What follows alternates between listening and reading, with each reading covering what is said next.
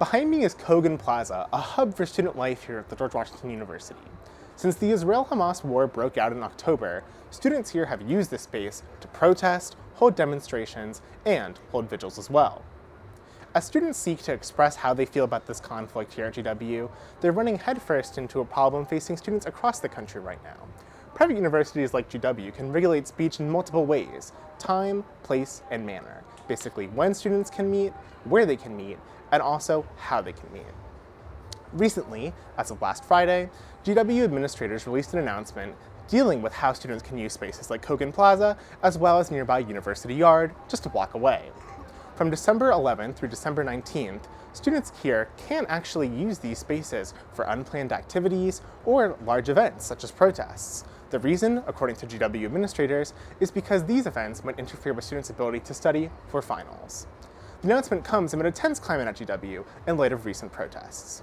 In late November, pro-Palestinian students staged a sit-in at GW's Elliott School of International Affairs. Then, a truck arrived. Jennifer Igbenova, a reporter for the GW Hatchet, was there that day. This was the first time that us as GW students had, at least in my time, had seen such a truck like that, where you have the faces and names of students, for their alleged participation in pro-Palestinian demonstrations and pro-Palestinian actions. The truck, sponsored by the conservative advocacy group Accuracy in Media, has also showed up at Columbia, Yale, and Harvard universities since October. In a statement, GW's president, Alan Granberg, and Dean of Students, Colette Coleman, said they disapproved of the billboard truck. Because the truck was on the street, Igbenova said that it was outside of the university's jurisdiction.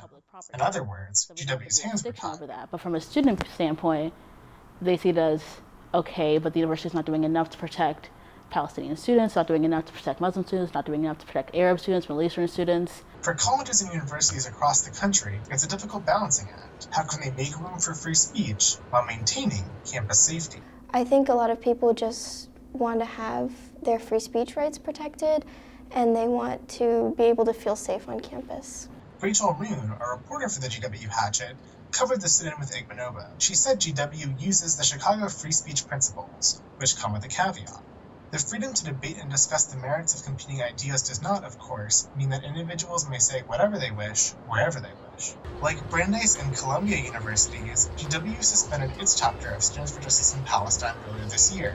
Members of the group have projected slogans onto the Stella Melvin Gelman Library, which officials say violated the university's policies. They weren't allowed to put up posters, they aren't allowed to utilize any of the university spaces, and I know that had upset a lot of students. Despite these events and changing governance from GW, students here are still looking to have their voices heard. A group of pro-Palestinian students moved their event from University Yard to here in Kogan Plaza before marching through campus. Though finals and winter break are soon upon them, students here are showing no sign of slowing down when it comes to exercising their rights to expression. From Washington, this is Ethan Benn.